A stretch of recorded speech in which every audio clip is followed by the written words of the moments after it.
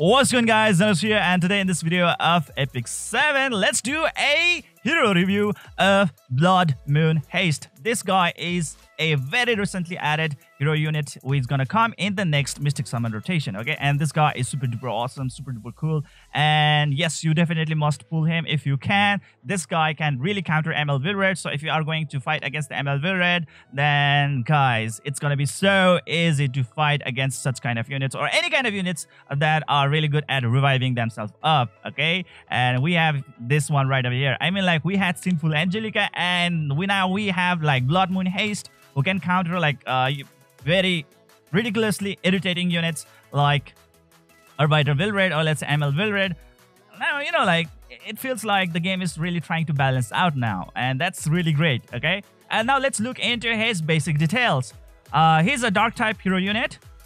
He's a 5-star net hero unit, and his attack stat is 621. That's pretty okay for a Soul Weaver. Health is going to be 5,474. That's a lot. That's pretty good. I like that. Speed is going to be like 98 points, which is very average for any kind of Soul Weaver out there. It's like minimal. And, well, he has passive where he actually does excel. So even though he has like low points on his speed stat, it really doesn't matter a lot, in my opinion. Next thing is going to be like defense. That's going to be 798. Wow, that's a lot of defense, guys. That means like he can actually tank a lot of damage, okay? That's the thing right out there. Critical hit chance and critical damage is not actually going to be in effect because with his ultimate skill or his skill tree, he cannot crit, okay? So no need for that one. Anyways, he's a Soul Weaver, but still he can actually deal some really good damage because he can penetrate the defense. 100% defense, guys, just like that. And that's what makes Blood Moon Haste very, very deadly, okay? He can actually really deal some really good damage, and he can actually be a very good counter against opponents that can really do revive. And if the opponents revive, what's gonna happen is that like he's gonna get that instant skill reset or a skill cooldown reset on his skill tree. So that was like he will be able to like knock out another opponent right off the bat, okay? Because like being able to ignore the 100% defense of the opponent unit, it's pretty much like KO to them, even though you have like very low attack stat, okay? And thing is that like he can actually excel his damage based on his health stat, meaning like higher the health he has, the more damage he's gonna deal. So no problem at all. I mean, like, being the defensive type of unit is gonna help him to become even more offensive. And that's what I really like about the Blood Moon Haste. He is one of the really amazing Soul Weaver unit out there. Top tier Soul Weaver unit indeed. And, you know, the general inside. Anyways, let's get into the main discussion right at the bat. So looking into the devotion skills, I would rather say go with the imprint concentration rather than the imprint release, okay?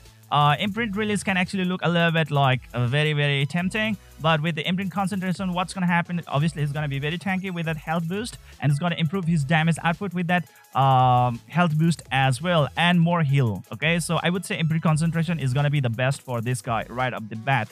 And now let's look into his skill tree. That's going to be his ultimate skill. Guys, it's known as Moon Slash. This is super duper awesome. I really like the skill. It even has passive effect. Yes, guys. Rarely are there any kind of like active skills that has the passive effect on it as well, and I'm pretty happy with that one. Very, very happy with that one, okay? It has a 5 turns of cooldown. It says attacks with the sight, recovering health of all allies. So there we go. He can actually recover the health whenever he wants, as long as his Moon Slash is around. And thanks to the skill 2, if there is someone who is going to revive in the enemy team, he's going to have an instant skill cooldown reset on his Moon Slash. That means like he will be able to use it very frequently, guys, and that is so cool.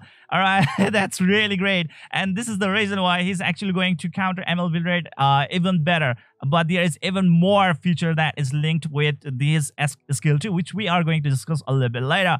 But first of all, guys, let's try to finish the description over here. Penetrates defense, but cannot trigger a critical hit. No problem at all. Even if he cannot trigger a critical hit, no problem at all, because like he can actually penetrate the whole defense. Just remember, guys, the more HP he has, the more damage he's gonna deal, all right? And then like with his maxed out stat, I think he can easily do the damage over like 10,000 points, okay? And if that can happen, pretty much like you can really take care of the squishy units right at the bat without any problem at all. As a Soul Weaver, you are actually killing out the units out there. It's super duper insane. It's intense. It's really awesome. And then this guy really will help you a lot in being around, okay, to have higher endurance than your opponent team. So that's that, guys. Damage dealt and amount recovered increases proportional to the cost of max health. So there we go, guys. All right, that's why I say to you guys, the more health he has, the more damage he's going to deal with his skill tree, and more the health he's actually going to recover. All right, decreases the damage suffered by allies by 10% when this skill is available. Right, so right over there, that's the passive effect. That's what I really like. Okay, this is one of those active skills that has a passive effect, like linked to it. As long as the Moon Slash is ready to be used and it's not being used, okay, in that time, what's gonna happen is that like the 10% of the damage taken is gonna be, like reduced. Okay, and that's really awesome. A really good defensive property right up there, guys. I really like that. I really like that. When more than one damage reduction effect is granted, only the strongest effect is applied, because obviously there are like a lot of artifacts and other hero units as well who can actually provide like similar type of effect, and one that is the most strong is going to apply. Like that's pretty much the basic default stuff, right? So right away, guys, please try to skill enhance it up even further. Because like it will improve his damage dealt, and obviously there will be much easier time in knocking out the opponents one by one, because like being able to just penetrate the defense just makes him very deadly indeed, and at the same time recovering the health of all allies. Wow, a very defensive as well as a very offensive skill at the same time. Jesus, this is great. This is great. I like it. I like it. Now let's move on to the skill number 2. This is the thing that I really like as well. This actually is the factor that actually makes him one of the really perfect counter for ML Vildred right out there. If you really are trying to face the battle against the ML Vildred, then you guys can just take him head on without any problem at all. Now this grudge, what it says is that when an enemy is revived, okay, like let's say you killed a Rider Vildred and he revives himself up, what's gonna happen? Grants all allies a barrier and immunity for 1 turn. That is what I really wanted, okay? Because like whenever Arbiter Vildred kind of revived, he also like really inflicts that decreased hit chance rate very, very nicely, okay? He has a very high chance or probability to cost that, or let's inflict that decreased hit chance on us whenever we kill the Arbiter Vildred on the opponent, right? And with that lesser hit chance rate, what's gonna happen is like we cannot actually land critical hits, and if there are some kind of like sort of debuffs that we are supposed to land on the opponent, that also cannot happen, and most of the time we actually miss our attack, right? And that actually really decreases our attack damage by a lot, okay? And I really don't want that to happen, and that was really a very big issue. But being able to grant that immunity for 1 turn is superb, okay? Because like with that immunity being around, there will be no problem at all to face any sort of like negative status effect, okay? Because we will be immune to it. And with that barrier, guys, I've really seen some of the really good videos about it. What's gonna happen is that that barrier is so strong that yes, it can actually intake the damage incoming from the Arbiter Vildred, okay? That barrier is very strong because like obviously if you are going to give a lot of health stat to Blood Moon Haste, OMG. That's gonna be so good. And guess what, guys, with the further skill enhancement of the skill number 2, his barrier is gonna get stronger and stronger and stronger and stronger, guys. Just look at it. I mean, like, if you are actually going to add all of this one, there will be a bonus 50% barrier strength boost, okay? 50%, guys. That is gonna be one of the most super barrier in the entire game. Super barrier, guys. It's not just a barrier, it's a super barrier, all right? And it can actually tank a lot of damage output.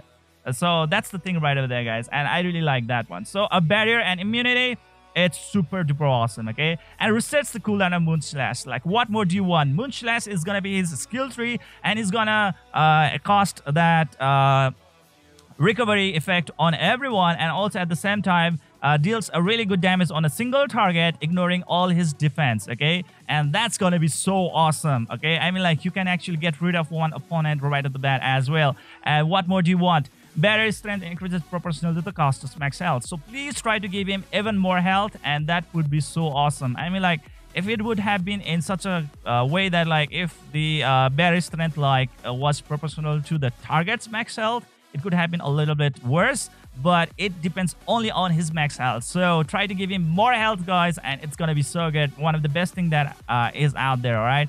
Blood Moon Haste, one of the really great unit with this Grudge skill. Grudge is totally awesome, and it's a passive skill. There's a passive effect in his skill 3, and with his skill 2, he can really counter those Arbiter Will Rate, no problem at all. Alright, I would really want to see him in action very soon.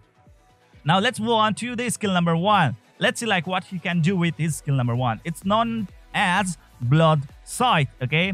Attacks by swinging a scythe, dispelling one buff. Yes, he can actually dispel one buff of the opponent, but if you want to make it a guaranteed thing, just try to soul burn it, okay? By consuming 10 souls, it's gonna be like 100% chance that you are going to dispel one buff of the opponent. Like let's say if the opponent has like certain kind of like pesky buff, like immunity, I think maybe even immortality. Yeah, that can actually be very problematic, right? In that case, you can actually dispel those kind of buff, and that would be so great. All right, so that's that. Damage dealt increases proportional to the cost of max health. So there we go, guys.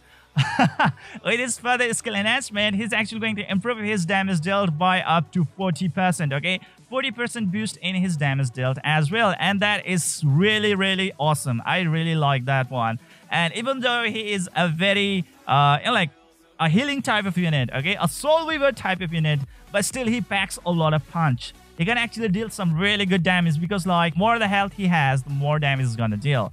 All right, so there we go. That's the thing right over there. That's what I really like about this ML Haste, one of the really great unit out there. And obviously he's gonna be a very PvP unit, guys, a very well-known PvP unit, because with all of those things going around. And obviously in PvE contents, you will not be seeing a lot of opponents reviving here and there, right? So if the opponents really do not revive, then in that case, Blood Moon Haste is like just a normal Blood Moon Haste. Okay, so that's that, guys.